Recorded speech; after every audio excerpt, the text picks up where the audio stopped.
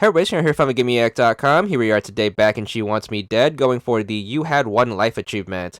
This is to beat the One Life Run mode. This is going to be available after you have unlocked all 10 golden frames in the game. So once you have those, make sure you start it up by clicking on it in the upper right corner. Thankfully, the trick that we use in the main game is still going to work, so make sure you do the diagonal jump forward, pause at the apex of your jump, and then as soon as you're in the pause screen, make sure you move that cursor into the upper right corner, and then make sure you let the pause screen run for the appropriate amount of time, depending on whatever level it is. Now, if you do need more information on how exactly the trick is going to work, you could check out the initial guide on this game and how we used it to get through the entirety of the main game. That being said, the trick is still going to work for this mode, so you are going to be able to use it to get through the entirety of the One Life Run, thankfully. Now, the gimmick with the One Life Run, as the title suggests, is you need to make sure you do the entirety of the game without dying. So you are going to have to go from start to finish, level 1, all the way to the end of level 10 without you dying. Now, what that's going to pretty much mean is if you do end up dying, you're going to restart all the way back at level 1.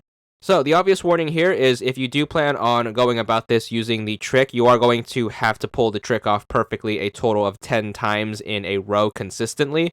So making a single mistake is going to basically cost you the entirety of the run. Thankfully, the game is going to be super short using the method, only about 7 to 10 minutes or so.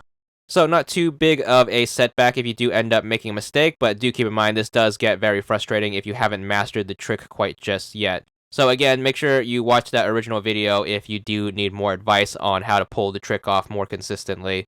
Now, the other downside with One Life mode is there's no way to restart the current level you are currently in. Hitting restart is going to send you back to the beginning of level 1. So even if you land in a situation where you don't exactly die but end up getting stuck, or you happen to miss the finish line while using the trick, you are going to have to go back to the beginning. So what that's going to pretty much amount to is any mistakes at all is basically going to make you have to play the mode all the way from the beginning of the game. So make sure you go into this with that in mind. Now, some levels are going to be more forgiving than others, as some levels are going to have a bigger finish line zone, so make sure you do take advantage of those the best you can. Thankfully, they are going to be in the later levels. The harder levels of the run are going to be towards the middle, so make sure you do practice getting your pause menu timings exactly right. Just like before, we will have the time codes available here, so you can skip forward or back depending on what levels you need the time codes for. So please do take advantage of these if you are planning to go the video sync method. So that should basically cover everything that is going to be in store for you once you actually do attempt the mode. Remember to keep up on your basics. Make sure you are using that diagonal up right on the D-pad. Make sure you are using the claw grip so you can quickly move from the A button to the start button so you can pause immediately after you hit the apex of your jump. Then after that, make sure you quickly move your left thumb from the D-pad over to the analog stick so you can get that cursor into the upper right, and make sure you are trying to time your pause menus perfectly, either by using the video sync method or a stopwatch. And that should basically get you through the entirety of the game once more, just with this challenging stipulation of having to do it perfectly a total of 10 times in a row. So again, make sure you are super patient with this one, as things can be a little frustrating, as one mistake is going to be quite dire. Just stick with it, and you should be able to push through all the way to the end, and then you should be able to take care of one of the harder achievements in the game. So that's going to cover it for the guide. Of course, we are going to leave the entirety of the run here in case you are using this particular video for the video sync method, so do feel free to take advantage of that. But that's going to be it for now. We will be back at the end as soon as we finish the last level and unlock our achievement.